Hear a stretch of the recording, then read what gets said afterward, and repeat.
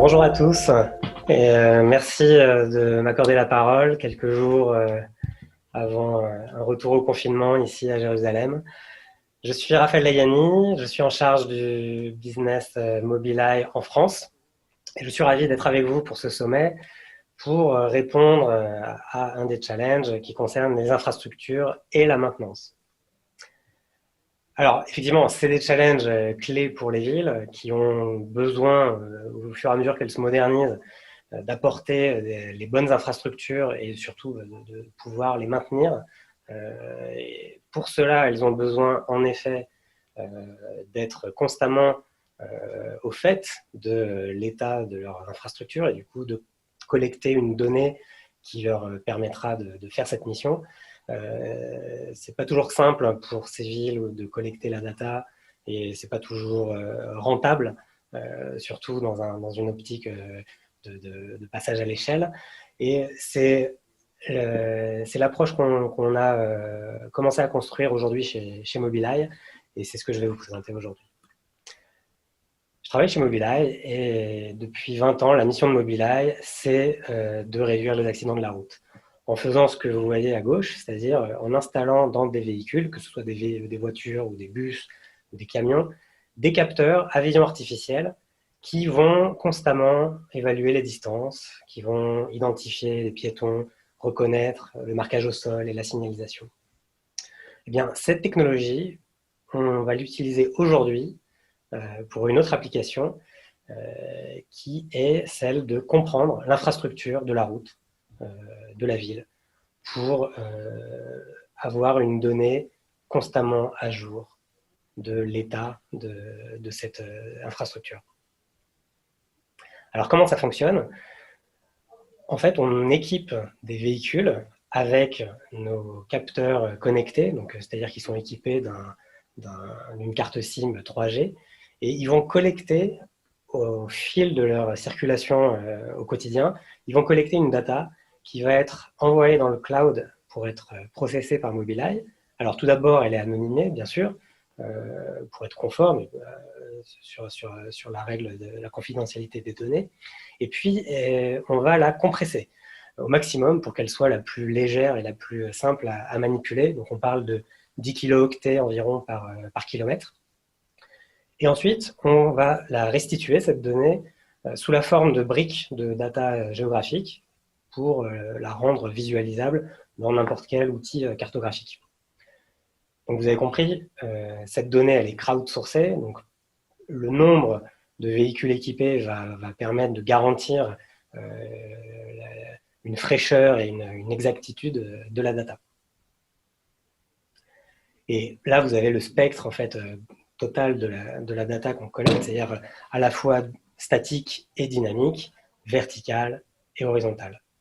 Alors, avant d'entrer dans les différents exemples de villes qui ont fait le choix d'utiliser notre approche pour surveiller de manière automatique leur infrastructure, je vais juste, avec cette slide, bien décrire en fait les 5 catégories de données qu'on va collecter avec nos systèmes. Tout d'abord, on va collecter de la donnée statique, donc purement liée à l'infrastructure, à la gestion du patrimoine, que ce soit le marquage au sol ou la signalisation horizontale, verticale, mais également les bouches d'égout ou les troncs d'arbres, tout ce qui finalement occupe la voirie et qui est détecté par nos systèmes. Donc qu'est-ce qu'on fait? Finalement, on cartographie ces éléments, mais on le fait de manière automatisée. Ça veut dire que chaque fois qu'il y aura un changement sur un des attributs, par exemple une piste cyclable qui s'efface ou un panneau de signalisation qui est endommagé, eh bien, l'équipe en charge de ce sujet dans la ville ou l'opérateur de cette infrastructure sera automatiquement notifié. On détecte également l'état des routes, c'est-à-dire les nids de poules par exemple, et avant même d'avoir des nids de poules, les fissures sur le revêtement de la route, les bosses également, et on va collecter également un panel de données dites dynamiques, c'est-à-dire pour comprendre les flux de mobilité dans la ville, que ce soit concernant les automobilistes, mais également les piétons, les cyclistes, et pour permettre à la ville de mieux comprendre comment ces flux de mobilité peuvent être optimisés. Alors, collecter de la donnée, c'est intéressant, mais c'est pas tout. Il faut encore qu'elle puisse répondre à des cas d'usage concrets. Et c'est ce que je voudrais vous montrer maintenant avec des exemples concrets de villes qui ont fait le choix de cette approche pour automatiser la surveillance de leurs infrastructures et de leur flux de mobilité. Donc, j'espère que vous pourrez vous identifier, ou en tout cas reconnaître quelques cas d'usage pour vous projeter dans une collaboration éventuelle. Alors, pour commencer, comme l'ADN de Mobileye reste la sécurité routière, là, ici, par exemple, à Barcelone, on aide la ville à comprendre dans quel segment de voie de la ville le risque d'avoir un accident de la route est le plus élevé. Donc, ça veut dire qu'on prend des données liées à la circulation, donc des freinages brusques, des virages brusques ou des alertes liées aux collisions avec un piéton, par exemple. Puis on va colorer les segments de voie en fonction de leur risque pour mettre en avant potentiellement une décision d'infrastructure à prendre par rapport à cet endroit-là, parce que c'est peut-être lié à une piste cyclable qui est potentiellement mal signalée ou une signalisation à optimiser. C'est par ailleurs l'exemple ici à Munich, c'est-à-dire qu'on optimise la signalisation d'une intersection en fonction du comportement de conduite qu'on observe vis-à-vis des conducteurs.